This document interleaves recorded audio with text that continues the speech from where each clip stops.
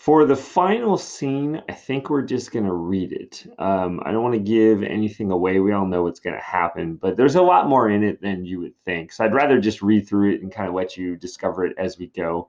I'll mention any significance or importance as we go. Um, but it's mostly just the resolution and tying things up, right? So, okay. Scene three begins in a graveyard. Well, it's basically outside of the vault where Juliet is.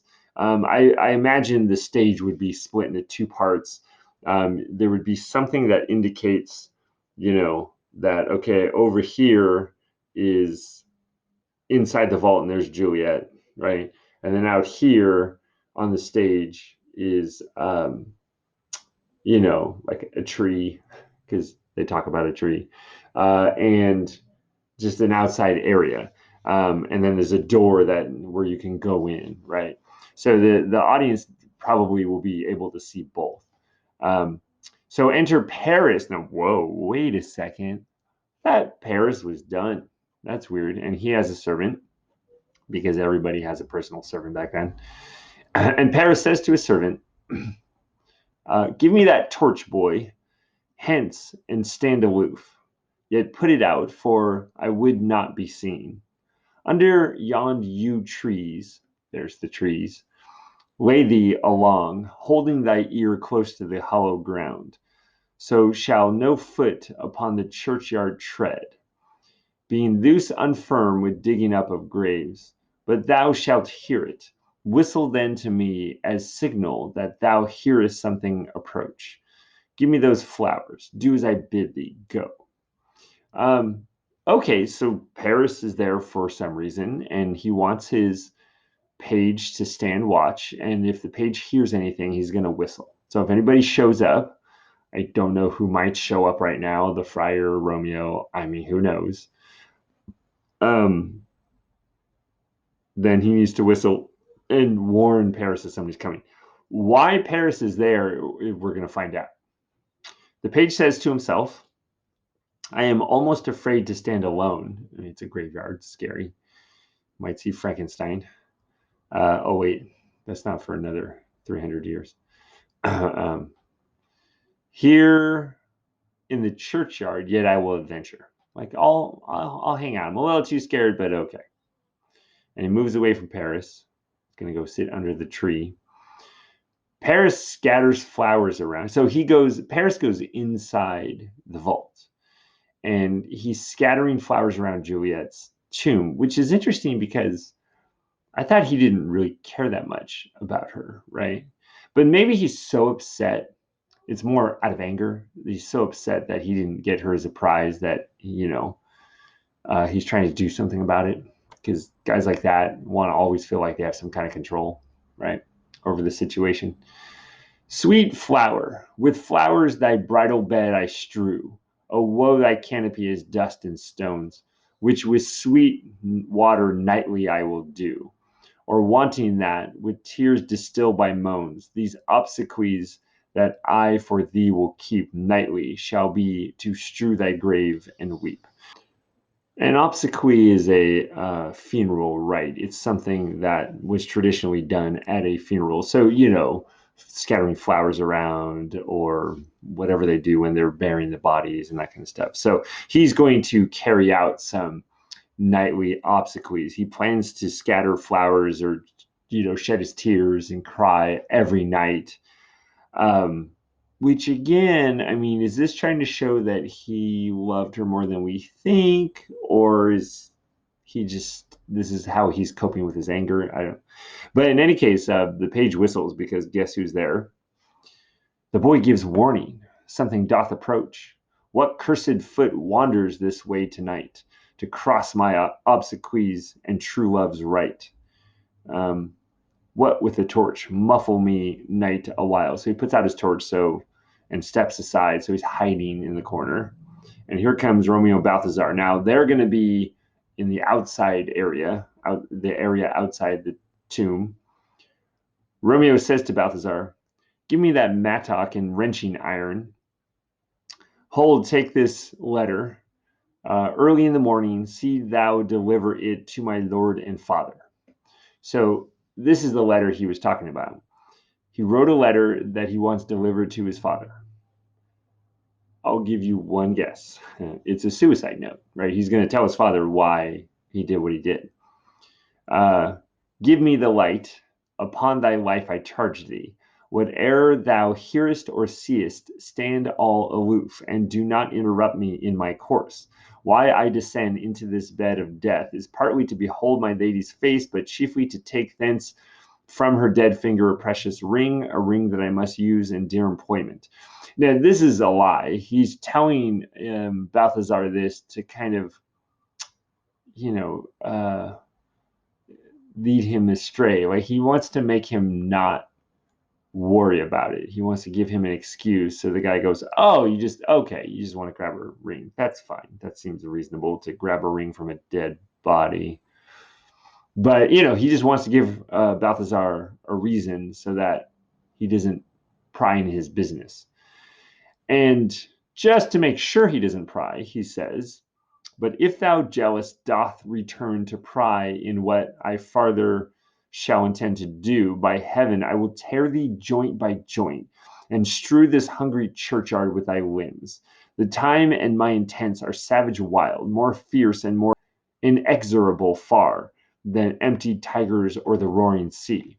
Just in case you were thinking of interrupting me, I will rip you apart, and I will throw your hand over there, and your face over there, and your big toe over there. Um, so don't do it." Okay. And Balthazar replies, "I will be gone, sir, and not trouble you. So shalt thou show me friendship. Take thou that," and he gives him money. "Live and be prosper." Oh, what's that? Uh, "And farewell, good fellow." Now, Balthazar's not convinced. Just this is a mirror of the last scene, right? Except the last scene, Paris was much more devious because he was setting up, a warning. Romeo's just trying to get Balthazar out of there.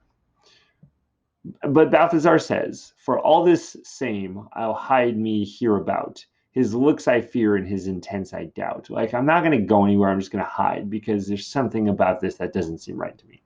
So he steps aside. And he starts prying open the door because apparently Paris shut it. And as he's opening the door, he says, "Thou detestable maw, thou womb of death, gorged with the dearest morsel of the earth, thus I enforce thy rotten jaws to open, and in despite I'll cram thee with more food." He's talking about the earth, and he's saying this door that he's opening is the mouth to the earth, and he's going to feed the earth because his body's going to be food for the earth, for worms, right? His dead body. This is similar to the soliloquy that the friar gave early on, Act 1, Scene 3. No, Act 2, Scene 3. Sorry, what was I thinking? Okay, so Paris sees Romeo enter, and he says, "This is that banished haughty Montague." Haughty is not like haughty patati. It's arrogant, is what that means. "That murdered my love's cousin, Tybalt. With which grief it is supposed the fair creature died. And here is come to do some villainous shame to the dead bodies. I will apprehend him." Now, what villainous shame is he doing? I don't know. Maybe he thinks he's going to desecrate them, stab them and just cause a scene. Is it, worse than that? Who knows? But in any case, he thinks he's there to do something terrible.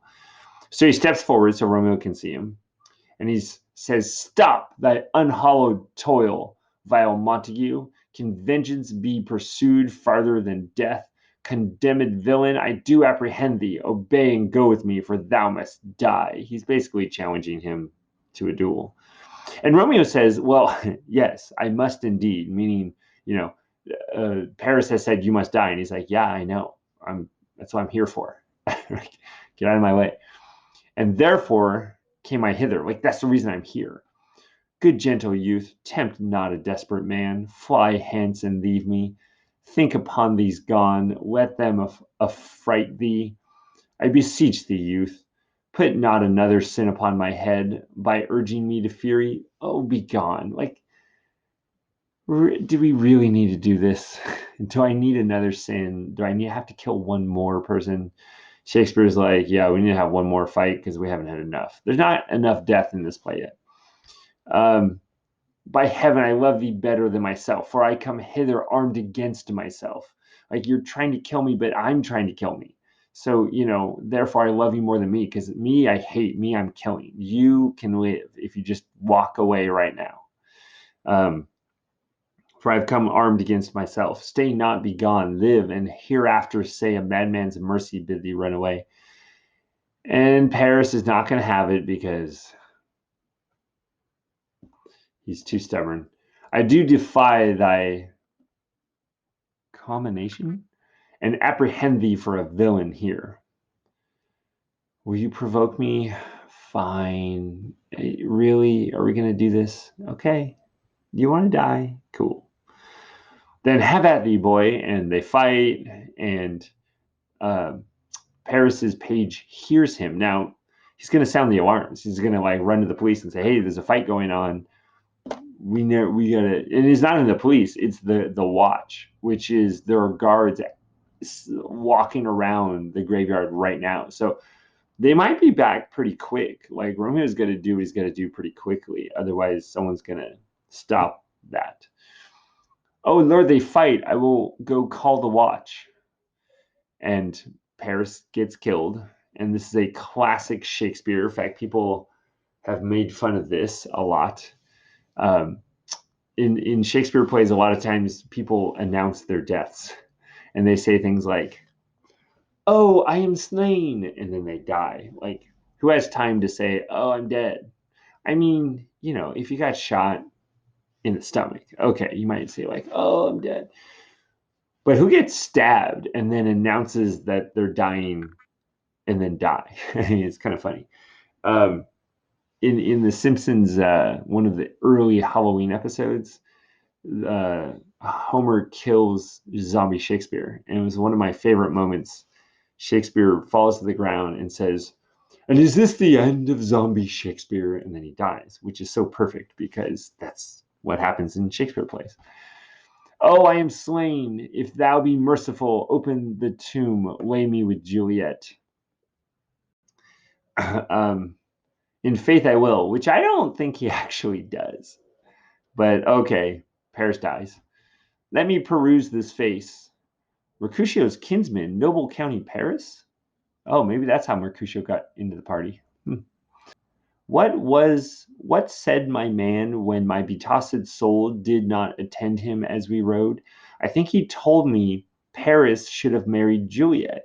What was it that Balthazar was trying to tell me when I wasn't paying attention to him on the right here? I think he told me that Paris was going to marry Juliet. Said he not so, or did I dream it so? Or am I mad hearing him talk of Juliet to think it was so? Oh, give me thy hand, one writ with me in some sour misfortune's book, and bury thee in a triumphant grave. And he opens the tomb. A grave? No, I'm not going to put you in a grave. I'm going to put you in a lantern, which is like it's displayed. It's probably where Juliet is now, but it's more displayed so people can see. It's a more honorable place to be put, I guess. A lantern, slaughtered youth, for here lies Juliet, and her beauty makes this vault a feasting presence full of light, because she's so bright and beautiful. So he's, even as he's looking at her dead body, he's saying romantic things to her, right? Which that's what you would expect, right, from Romeo. Death, lie thou there, by a dead man interred. So he lays Paris in a tomb. And then Romeo's going to give this giant speech. I guess a soliloquy, even though there's people there, but he's not saying to them because they're not conscious. So, but he says, "How oft when men are at the point of death have they been merry?" How often, right? "Which their keepers call a lightning before death. Oh, how may I call this a lightning? Oh, my love, my wife, death that has sucked the honey of thy breath hath no power upon thy beauty. Thou art not conquered. Beauty's ensign yet is crimson in thy lips and in thy cheeks, and death's pale flag is not advanced here. Now, this is actually important. He's saying, wow, you look great for a dead person because she's not dead. He says, your cheeks are red because the blood is starting to flow again and life is starting to come back to her and she's about to wake up. And if he could just be patient and wait a few minutes, she would wake up and then everything would be fine. Tybalt liest there in thy bloody sheet. Oh, what more favor can I do thee than with that hand that cut thy youth in twain to sunder his that was thine enemy?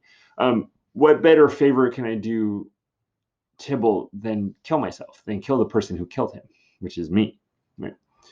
Forgive me, cousin. Ah, dear Juliet, why art thou yet so fair? Because she's still alive. Sorry.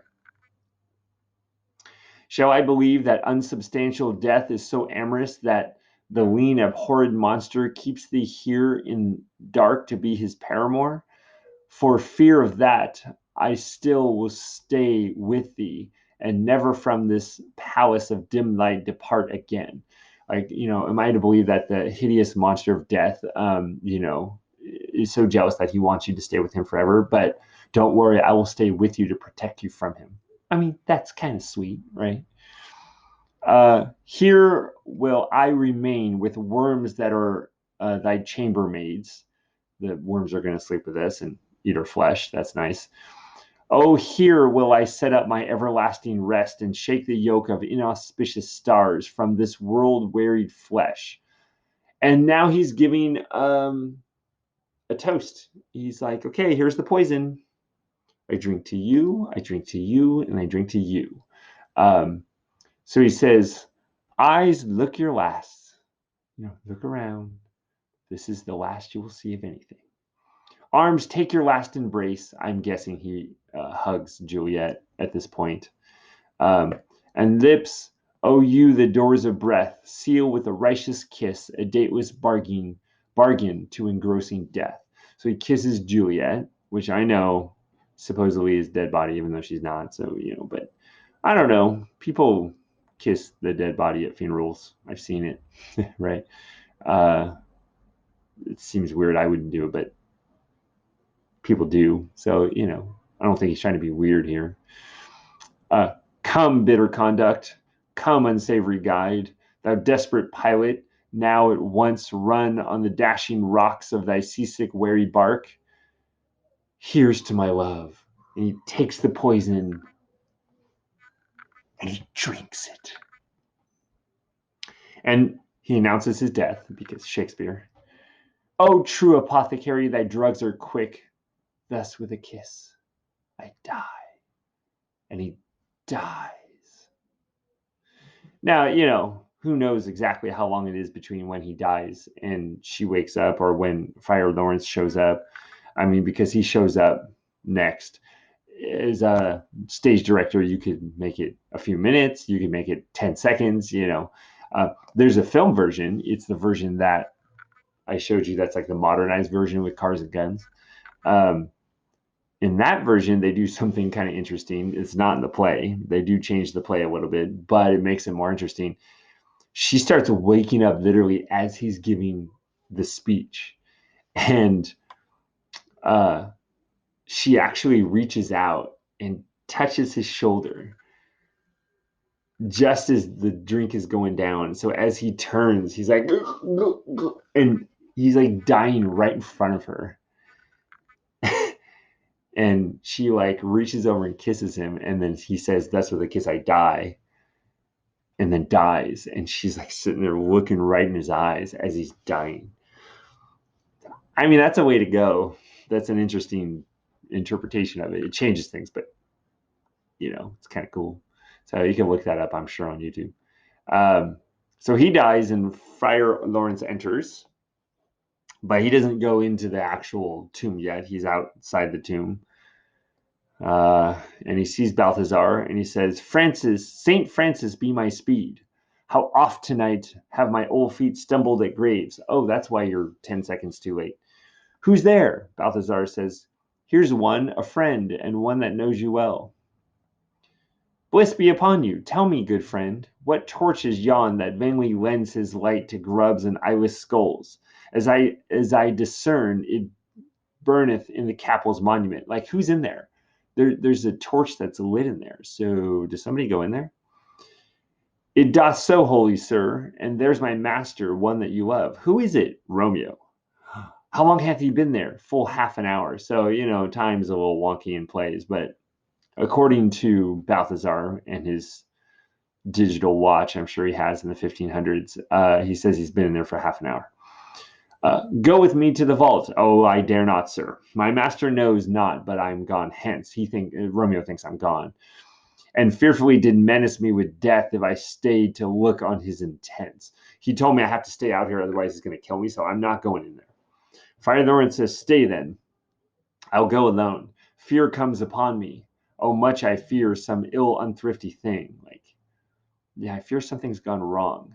Yeah, it has. As I did sleep under this yew tree here, I dreamt my master and another fought, and that my master slew him. Well, you're not wrong. Your dreams are correct. And Friar Lawrence moves towards the tomb. Romeo, alack, alack, what blood is this which stains the stony entrance of this sepulchre? Sepulchre is the vault where they keep dead bodies. It's not Romeo's. It's Paris's blood, right?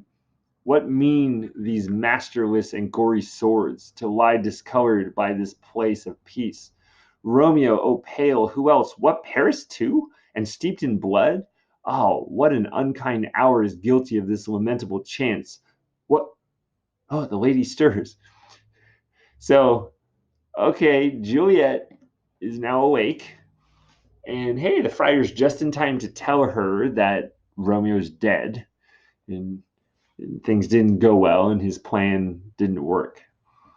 So Juliet awakens and is like, oh, comfortable friar, where's my lord? Like, oh, this is great. It worked. Man, what a great plan. I drank the potion. I woke up. You're here. Where's Romeo? Yeah, about that. We should go outside first. Don't look around. I do remember well where I should be. And there I am. Where's my Romeo? I hear some noise, lady, come from that nest of death, contagion, and unnatural sleep. So the guards are showing up. A greater power than we can contradict hath thwarted our intents. Come, come away. Thy husband in thy bosom lies there dead, and Paris too. Come, I'll dispose of thee among a sisterhood of holy nuns. Stay not to question, for the watch is coming. Come, go, good Juliet. I dare no longer stay. She says, go, get thee hence, for I will not away. And he exits. Okay. Why would the friar leave? Why wouldn't he take her with him?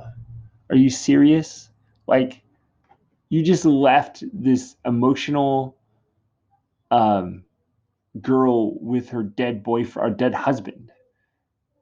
It's someone who's threatened suicide many times. Like, what are you thinking? Like, you're a counselor. You're someone who's supposed to know how to handle situations like this. What? I don't want to be too harsh on him. It's a crazy situation, and he's like, all this death and there's noises, and it's kind of crazy. We got to go. He tried to get. And by the way, also, did you notice what he said he's going to do? I'll dispose of thee among a sisterhood of holy nuns. Like, you have sinned, and you need to spend the rest of your life as a nun in order to. And Juliet's like, let's see, be a nun, join Romeo. Yeah, I think I'll stay here, right? Okay. So Juliet looks around and she says, what's here? A cup closed in my true love's hand, poison. I see hath been his timeless end. Oh, churl, drunk, and like, oh, how rude. Drunk all and left no friendly drop to help me after? Like, really? You drank the poison, didn't leave me any. Rude. But he didn't know you were alive, so forgive him for that. I will kiss thy lips. Happily, some poison yet doth hang on them. I mean, Romeo did say, "Thus with a kiss I die," and she comes in and kisses him. And also, that was his dream, that he died and she found him dead, and then she kissed him and revived him, and he became an emperor. So, hey, maybe that'll happen right now. Happily, some poison yet doth hang on them to make me die with a restorative. So she's hoping, she's like, oh, there's some poison on your lips. Maybe if I make out with you in a way that allows poison to get on my lips and tongue, that I can die too. And she says, thy lips are warm, because literally he just died. Like, the warmth is still in his body. Okay, so outside there's a lot going on. The watch shows up, the guards. Lead, boy, which way? So Paris's page has led the guard to there. I mean, took him long enough. And Juliet hears the noise and is like, oh, yay, noise. I mean, not yay, but like, oh no, there's noise. Then I'll be brief. Oh, happy dagger, this is thy sheath. There rest and let me die. So this is not a happy dagger. It's not a dagger that has a smiley face emoticon on it. It's, oh, happy, a dagger. Oh, good luck, I found a dagger. And I can use this to stab myself. So she does. And she dies. And that's how they die. Now, you might be thinking, oh, Mr. Kramer, that was a nice play. Or maybe you're thinking, that was a terrible play. But either way, you're thinking, oh, it's over, right?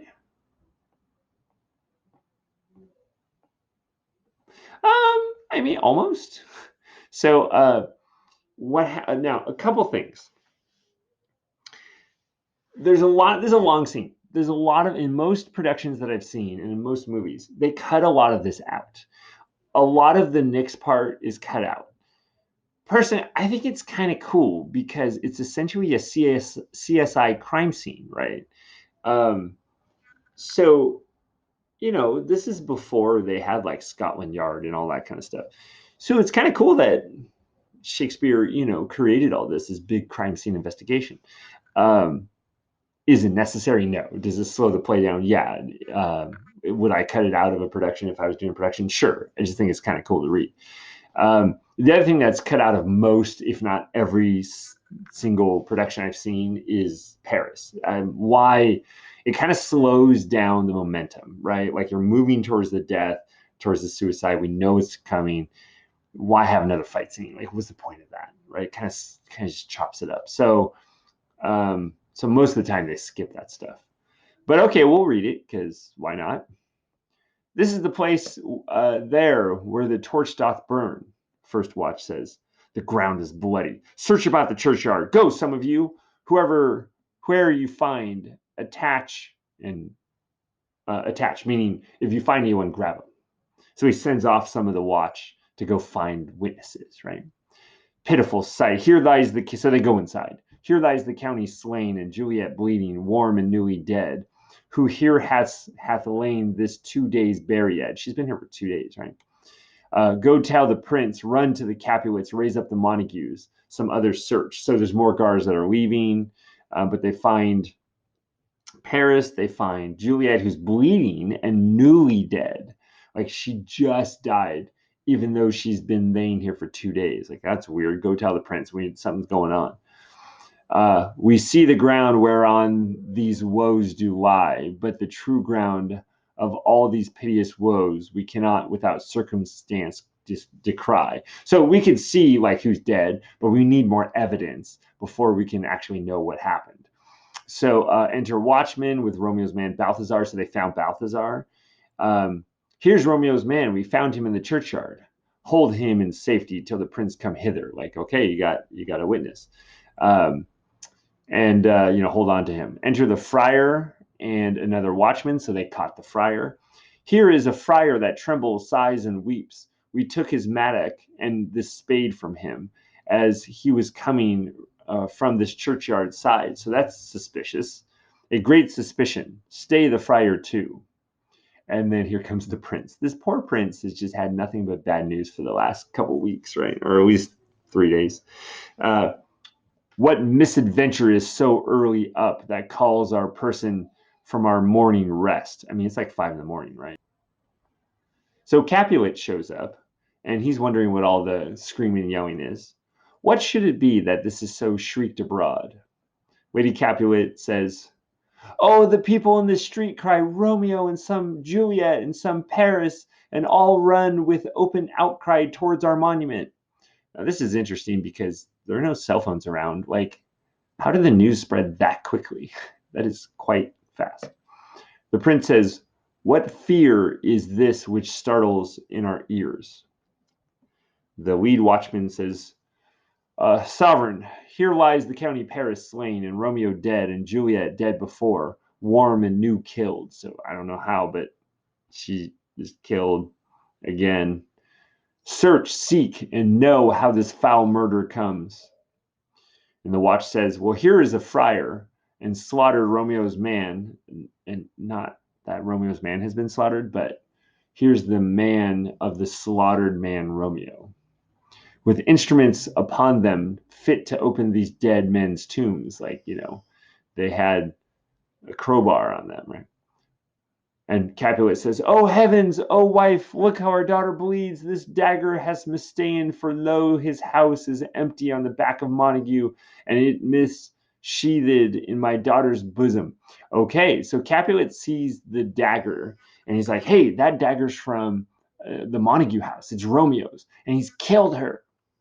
Lady Capulet says, "Oh me, this sight of death is as a bell that warns my old age to a sepulture. It's gonna kill me, right? It makes me want to die."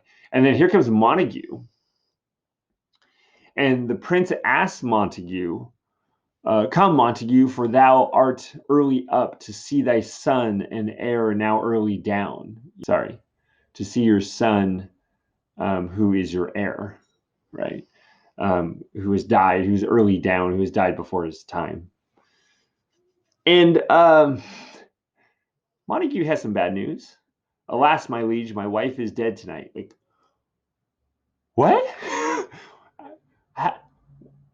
Grief of my son's exile has stopped her breath. Like, she died before she even knew he was dead. I'm so glad she didn't live to this point, because man, her whole face would have exploded or something. Like, if she's dying over just being so sad that her son has been exiled, what would she have done if she found out he killed himself, right? But in any case, it's Shakespeare's like, "Hey, we haven't had enough death." Shakespeare does the everyone dies thing a lot. There's a lot of plays where it's like almost every character dies, right? But okay. "What further woe conspires against mine age? Look and thou shalt see." And he sees Romeo is dead. "Oh, thou art untaught. What manner is in this to press before thy father to a grave?" Like, this guy's having a bad morning. So the prince continues and says, "Seal up the mouth of outrage for a while, till we can clear these ambiguities and know their spring, their head, their true descent. And then will I be general of your woes and lead you even to death." Like, let's relax for a second and find out what happened before I sentence you to death, because maybe. "Meantime forbear, and let mischance be slave to patience. Bring forth the parties of suspicion." So I really like how this is done, because they don't just make assumptions. Like, they get evidence, they get witnesses, and they piece everything together like a good crime investigation, and they figure out what happened. Friar Lawrence, so they question the witnesses. "Friar Lawrence, tell us what happened. I am the greatest able to do the least." So I'm the one who's able to tell you the most, but I was able to do the least to prevent this from happening. "Yet most suspected, as the time and place doth make against me of this direful murder. And here I stand, both to impeach and purge myself, condemned and myself excused." So, some of the stuff I'm not guilty of, like I didn't kill Paris, but some of the stuff I am guilty of, like I am the cause for all this, right? Um, so now we get to the summary. There's going to be a couple characters. This time is not Benvolio. He's not here. Who just kind of restate everything that's happened. That's why most productions skip this part, because we don't really need that. We already know what happened, right? But I'll read through it. The prince says, "Then say at once what thou dost know in this." And Friar Lawrence claims he's going to be brief, but this goes on for quite some time. "For my short date of breath is not so long as this tedious tale." Like by the time you know what happened, you will kill me faster than it will take to tell you the story. "Romeo there dead was husband to that Juliet, and she there dead, that Romeo's faithful wife. I married them, and their stolen marriage day was Tybalt's doomsday." That's the same day that Tybalt died. "Whose untimely death banished the new made bridegroom from this city." That's the reason why, after Romeo killed Tybalt, that's why he had to leave. "For whom Romeo is whom Juliet pined or loved, not Tybalt. You, to remove that siege of grief from her," he's talking to Capulet, "betrothed and would have married her perforce. You would have forced her to marry Paris. Then comes she to me, and with wild looks bid me devise some mean to rid her from this second marriage, or in my cell there she would kill herself. Then gave I her," so triggered by my art, I'm pretty good at sleeping potions, "a sleeping potion which so took effect as I intended, for it wrought on her the form of death. Meantime I writ to Romeo that he should come hither, come as this dire night, to help to take her from her borrowed grave, being the time the potion's force should cease," by the time the potion should wear off and she should wake up. "But he which bore my letter," Friar John, because I didn't deliver the letter myself, because "was stayed by accident, and yesternight returned my letter back. Then all alone, at the prefixed hour of her waking, came I to take her from her kindred's vault," Tybalt's vault, "meaning to keep her closely at my cell, till I conveniently could send to Romeo," write him a letter. That was his plan. "But when I came some minute ere the time of her awakening, here untimely lay the noble Paris and true Romeo dead." So about a minute before I got here, those two had died. At least Romeo had died. "She wakes, and I entreated her come forth and bear this work of heaven with patience." I told her, "Hey, just be patient, come with me, we'll figure this out, you'll go to a nunnery. But then a noise did scare me from the tomb, and she, too desperate, would not go with me, but as it seems did violence on herself." Yeah, you should have taken her out of there. "All this I know, and to the marriage her nurse is privy." Oh, he just threw the nurse under the bus. "And if aught in this miscarried by my fault, let my old life be sacrificed some hour before his time unto the rigor of severest law. If you see it fit, you can kill me for doing all this. I get it." The prince says, "We still have known thee for a holy man. Where's Romeo's man? What can he say to this?" Like, hey, you're still, we know that you're a good guy, so hold on. Balthazar says, "I brought my master news of Juliet's death, and then in post he came from Mantua to the same place, to the same monument. This letter he early bid me give his father, and threatened me with death, going in the vault, if I departed not and left him there." So he hasn't delivered the letter. In fact, he still has it in his possession. So Prince says, "Well, give me the letter. I will look on it." And he reads Romeo's letter. And he says, "Where is the county's page that raised the watch?" Who's the guy who went and got the watch at the graveyard? "Sirrah, what made your master in this place?" Like, why did Paris show up here? "He came with flowers to strew his lady's grave, and bid me stand aloof, and so I did. Anon comes one with light to open," this Romeo, "the tomb, and by my master drew on him," like drew his sword out, "and then I ran away to call the watch." And the prince, after he reads the letter, says, this letter doth make good the friar's words. So yeah, it all makes sense because this is a suicide note, and Romeo is supposed to be delivered to his father. He said he's come here to commit suicide, so now it all makes sense. We're putting the pieces together. We're not just going off of rumors or emotions or YouTube videos. So it's facts, right? And it's evidence, and it's good for you, Shakespeare. This course of love, the tidings of her death.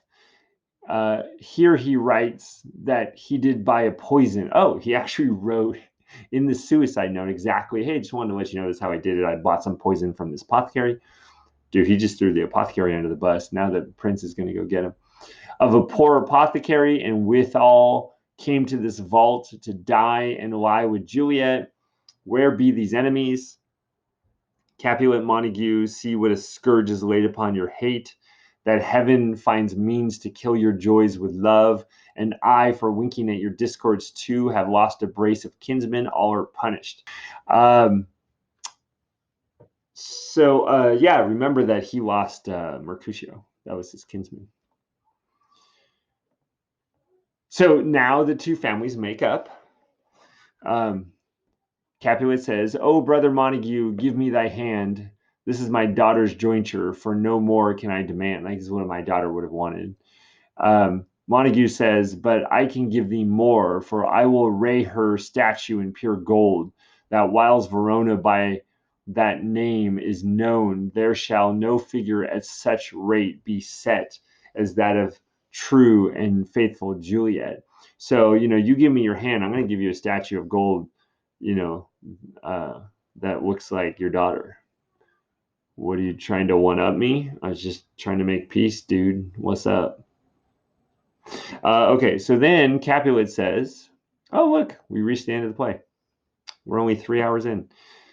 Capulet says, as rich shall Romeo's by his ladies lie, poor sacrifices of our enmity. These two had to sacrifice their lives for our hatred of each other. This feud was so ridiculous. It was such a horrible thing. Why did it take our kids dying for us to finally make peace? But that's what it said in the prologue. So it did do that. Prince says, and this is usually a lot of the plays do end with this last final line. I mean, it's quite famous. A glooming peace this morning with it brings. The sun for sorrow will not show his head. Go hence to have more talk of these sad things. Some shall be pardoned and some punished. Oh, there's the punished. For never was a story of more woe than this of Juliet and her Romeo. And that's it, peeps. What's up? We finished the play.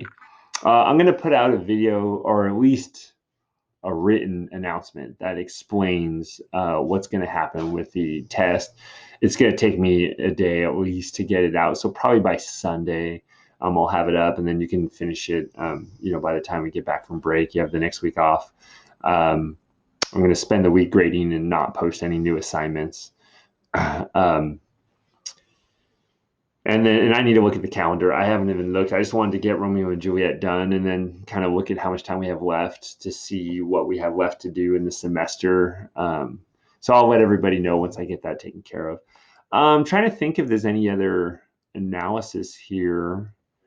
No, I think we covered it. I just can't get over how crazy it is that, like, really, did Montague's wife really need to die? Like, let's see, who else can we kill? Oh, hey, Montague's wife could go. That might be fun. Anyway, all right. Well, thanks for getting through all this. I hope the play is very clear, very understandable. I hope the format worked for you. I hope you're all safe and healthy. I'd like to thank my mom for this award and my grandpa. Okay. I'm joking. I have nothing else to say. Can I make this any longer? Seriously.